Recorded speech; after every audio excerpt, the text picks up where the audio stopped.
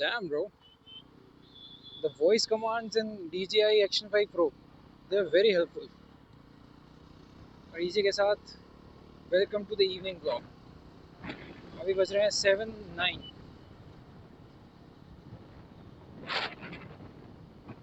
चलो आज के एक इशू से स्टार्ट करते हैं।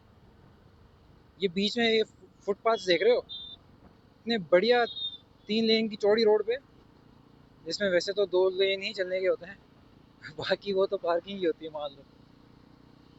इतनी बढ़िया रोड पे फ्रस्ट्रेटेड लोग ऑफिस से घर जा रहे होते हैं और बीच में साला कोई पेडेस्ट्रियन इधर से उधर होने के लिए आता है, और अगर क्रॉस करता भी नहीं है ना तो वो रोड पे स्टेप एकदम से अपीयर हो जाते हैं, स्टेप करते हैं एकदम से। इससे ना आदमी सरप्राइज हो जाता है।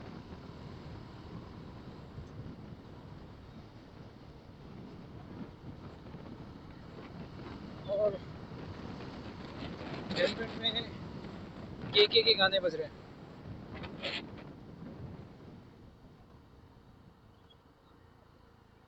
Engine braking plus breaks.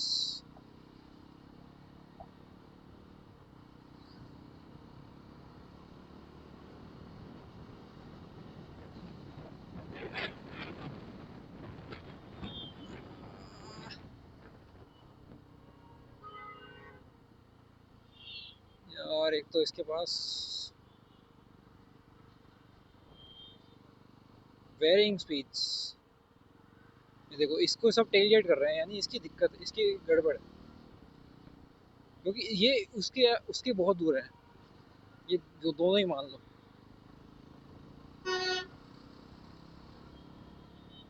Tailgating is the frustrating part, especially about public or commercial vehicles. That's what I would conclude.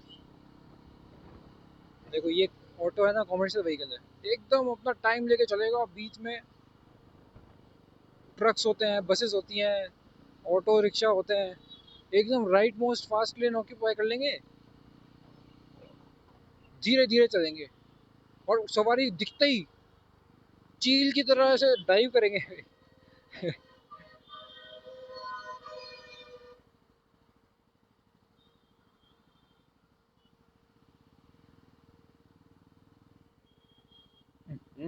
बीच में क्यों? खराब हो गई क्या गाड़ी? ये लो।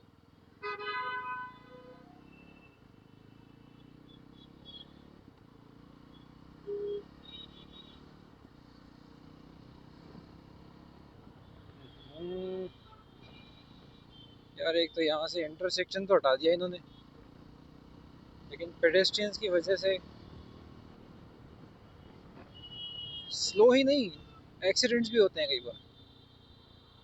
क्योंकि मुझे पता है कि, मान लो मुझे ये पता चला है कि यहाँ पे इंटरसेक्शन ख़त्म हो गया है, अब मैं फ्रीली जा सकता हूँ आगे विदाउट एनी ऑब्स्ट्रक्शंस, क्योंकि इंटरसेक्शन नहीं है ना, मुझे कोई भिड़ने विड़ने का कुछ डर ही नहीं है।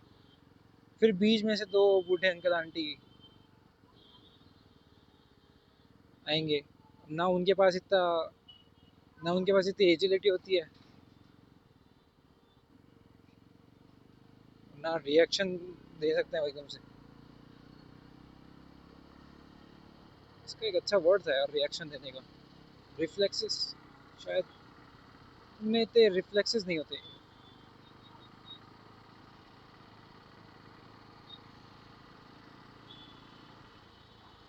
And somehow I feel same goes for children and women.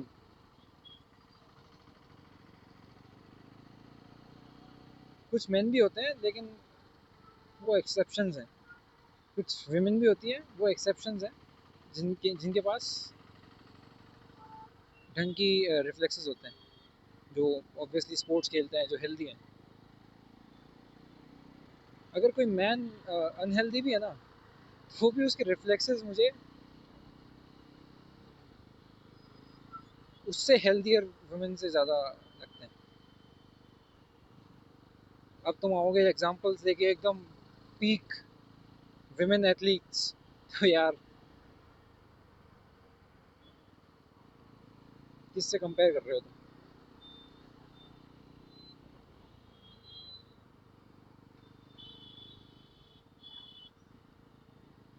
शायद women are not hardwired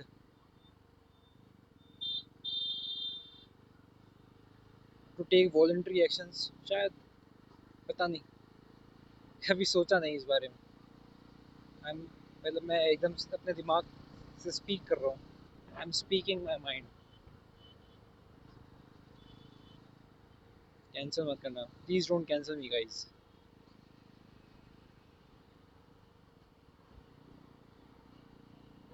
यार एक इशू है मेरे माइक के साथ, मुझे बोलना थोड़ा जोर से पड़ता है। तो अभी मैं जब नॉर्मल बोलूँ ना यार, मुझे बोलना जोर से पड़ता है यार। ये मेरी नॉर्मल वॉइस मानी जा सकती है, या फिर वॉल्यूम नॉर्मल है मेरी। लेकिन मुझे ब्लॉग करते टाइम है ना, थोड़ा तेज़ बोलना पड़ता है। तेज़ मतलब वॉल्यूम में, उससे मेरे एक्सप्रेशंस चेंज होते हैं। जैसे मैंने नॉर्मली बोला ना, डोंट कैंसिल मी गाइस, ये मैंने नॉर्मली बोला है। अगर मैं थोड़ा तेज़ बोलूँ वॉल्यूम में, please don't cancel me guys, थोड़ी लचक आई।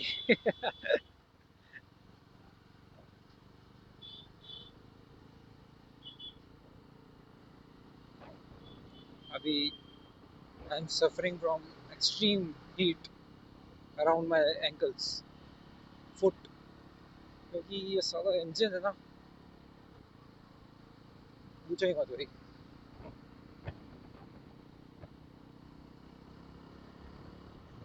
और ये एग्जॉस्ट सबसे बड़ा गेम चेंजर है भाई। रोक ले थोड़ा यार, हर 2 सेकंड में चालू हो जाता है भाई, ज़्ज़। अब ये तो अब मेरे को परेशान कर देगा। उसको गालियाँ क्या दी थी मैंने, क्योंकि ट्रैफिक इतना लंबा है आगे रेड लाइट तक, ऑलमोस्ट लेट्स से 500 मीटर्स। उसमें मेरे को इतना रुलाया गया अभी, पूछो ही मत। देखो राइट मोस्ट लेन सबसे कंफर्टेबल लेन होता है, स्पेशली बाइक्स के लिए, क्योंकि सारी कार चलती हैं यहाँ पे। यहाँ पे ऐसे ऐसे डगमगाने वाले लोग नहीं होते। लेकिन फिर ये देखो बाइक्स आ गई। अब ये देखना, ये दोनों चलेंगे ना, एक कार के पीछे चल ही नहीं सकते। देखना कभी, मैं शायद इनको देखते हुए चलूंगा। ये ना ऐसे लेफ्ट राइट होना ही पड़ेगा इनको।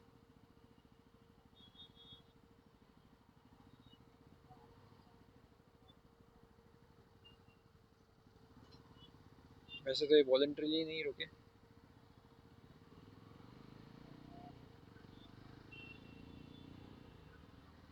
आई सी स्कोप, आई सी स्कोप।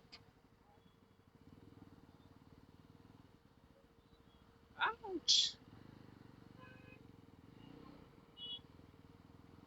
सॉरी यार, मुझे लगा मेरी लेस फंस गई है। आजकल के स्नीकर्स का कोई भरोसा नहीं है, खास करके इतनी चिकनी लेस आती है ना, मतलब बार बार खुलती है, और गलत चीज़। लेकिन somehow recently has started liking sneakers। मैंने शायद बचपन बचपन से ही मैंने स्पोर्ट शूज़ पहने हैं, या फिर सैंडल्स पहने हैं, या फिर स्लीपर्स, फ्लिप फ्लॉप्स। लेकिन मैंने कभी भी है ना, स्नीकर्स शायद एकदम एकदम बचपन में जब स्कूल में पहनते थे ना, वो कौन से वाले, कॉन्वर्स जैसे स्नीकर्स बोलते हैं उनको, पता नहीं स्नीकर्स भी होते हैं कि नहीं, वो पहने हैं अराउंड फर्स्ट स्टैंडर्ड या अराउंड थर्ड स्टैंडर्ड के बाद। मैंने वो भी नहीं पहने, मैंने स्पोर्ट्स ही पहने, या फिर लेदर के शूज़ जो कि हमारे स्कूल में थे, और वो भी लेदर प्लस स्पोर्ट्स थे।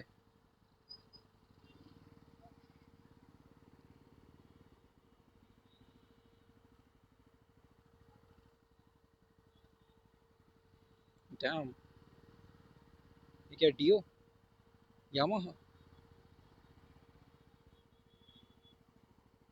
एक बार इसकी भी टेस्ट ड्राइव लेंगे यार कभी।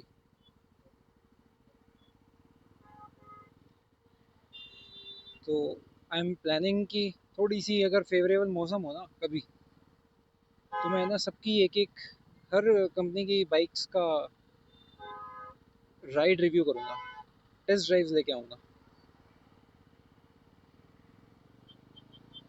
स्टार्टिंग फ्रॉम, वैसे तो हम ऑल्टर सॉरी यार, वैसे तो हम ऑल्टरनेट करेंगे, लेकिन स्टार्ट करेंगे हम रॉयल एनफील्ड से, क्योंकि नंबर ऑफ बाइक्स उसके पास शायद ज़्यादा है as compare to Jawa plus H D. और टी वी एस और ये सब क्या है, मन नहीं है मेरे को। और शायद इतनी हाई एंड बाइक्स का टेस्ट ड्राइव मिलता भी होगा क्या हम जैसे गरीबों को देखना पड़ेगा।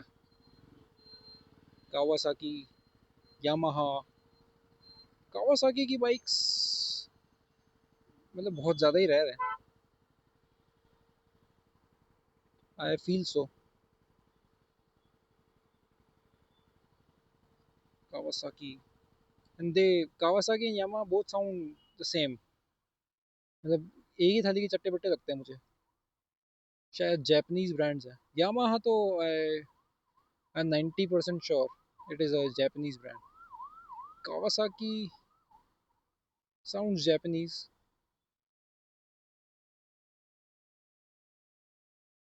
कावासाकी यामा कावासाकी की निंजा है शायद। हाँ निंजा 7-8 लाख की आती है भैंस की, और 800 सीसी। बचपन में ये जो स्पोर्ट्स बाइक का नाम सुनते थे ना, वो निंजा ही सुनते थे। और ये फिर R15 भी थी, लेकिन अब वो पता चल गया कि हाँ, तो स्पोर्ट्स बाइक के नाम पे निंजा। आजकल सुनने में आई है एप्रिला, एप्रिलिया, पता नहीं किसकी है। और अपाची तो नहीं यार, क्योंकि इंडिया में खासकर कि जहाँ पे I was brought up in Surat, तो जहाँ भी मैं देखता था ना, वहाँ पे या तो कंप्यूटर होती थी, बुलेट्स भी, रॉयल इनफील्ड भी सूरत में तो बहुत ही कम है। सूरत में ऐसे बाइकिंग कल्चर ऐसा तो, शौक वाले लोग हैं, तो यहाँ तो बहुत ज़्यादा ही हाई एंड लेते हैं, और या फिर वो कंप्यूटर लेते हैं। भीड़ भी कम है वहाँ पे साइकिलिंग प्रेफर करते हैं लोग कई बार तो, ये बहुत बढ़िया चीज़ है। जयपुर में देखो, एक तो साइकिलिंग प्रेफर नहीं करते लोग कभी भी। उनको बोलोगे ना कि उनको ऑप्शन दोगे ना अगर, तो वो फिर बढ़िया वाला ट्रैवल यूज़ करेंगे। बढ़िया वाला यानी इलेक्ट्रिक स्कूटीज़ या फिर बाइक्स। अरे यार, इसको राइट जाना है क्या?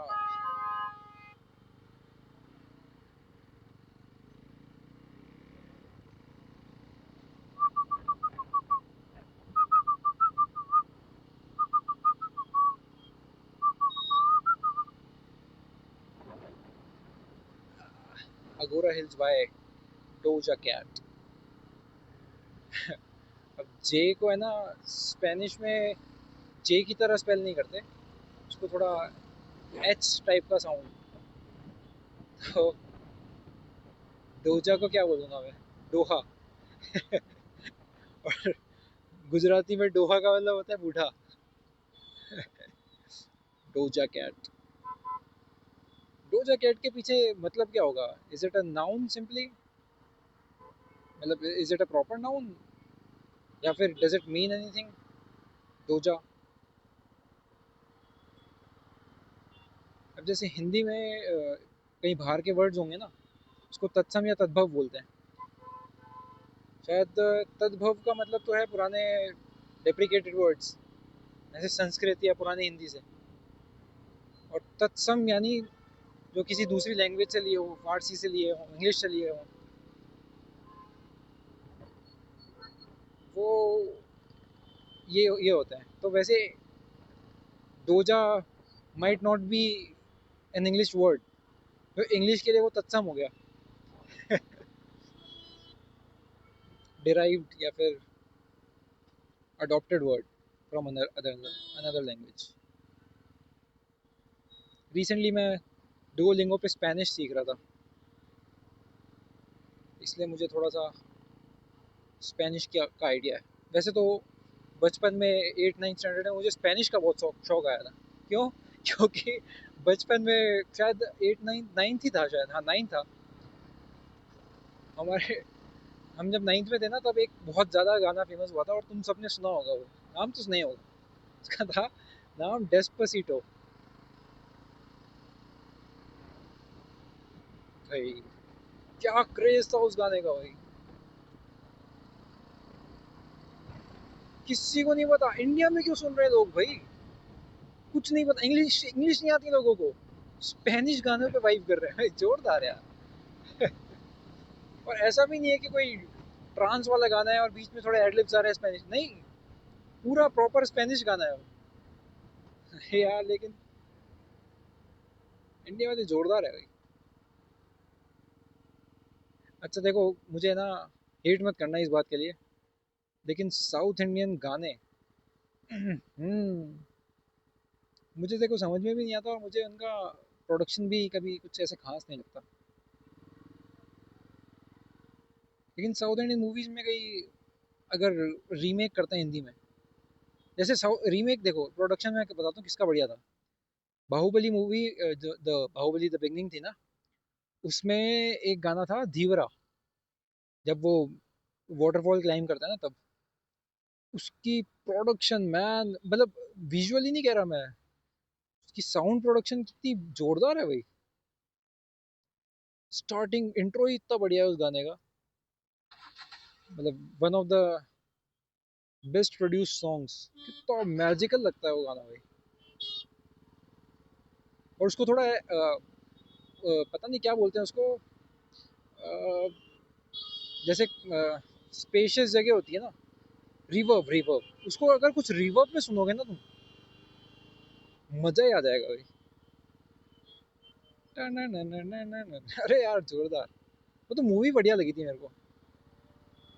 देखो एक क्रिटिक मैं बताता हूँ इस मूवी का, इसी गाने के आसपास। इस गाने में बाहुबली है ना, वाटरफॉल के बीच के एक पार्ट में, जब जब वो वाली लाइन आती है ना, धीवरा, पहली बार, उसमें क्या करता है वो, दो प्लेटफॉर्म जैसे होते हैं और बीच में खाई होती है वाटरफॉल, तो उस इधर से इधर जंप करता है वो और एक पेड़ की डाली पकड़ता है। उस टाइम पे जो उन्होंने सीजीआई आर्टिस्ट था जो उनका, जो वीएफएक्स है, वीएफएक्स सीजीआई जो भी है, वो यार बहुत क्रिंज है, दुखने वाला है आंखों में। अब यार देखो,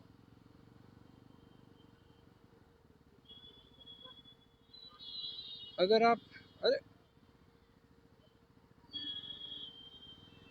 अरे यार क्या कर रहे हो यार, क्यों भाई, क्या हो रहा है वहाँ पे।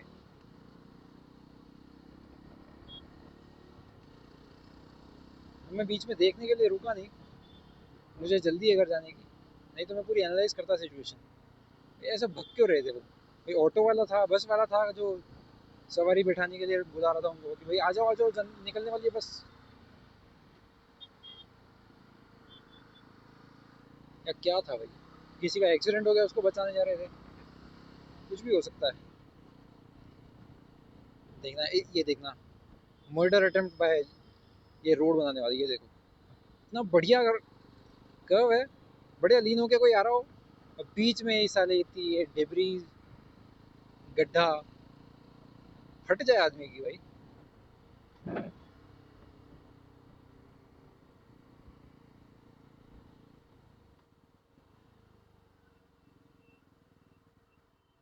अभी यार उधर मत जाओ, उधर मत जाओ, ये भी मर्जी हो रहा है, अच्छा कोई है ही। अब उसको राइट लेने दो ना भाई, उसको भी राइट से ओवरटेक करोगे।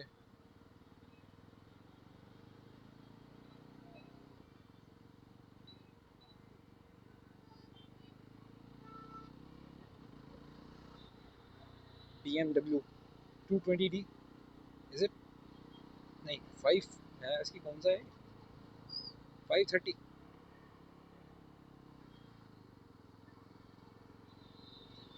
सी वर्ड, सी वर्ड फॉर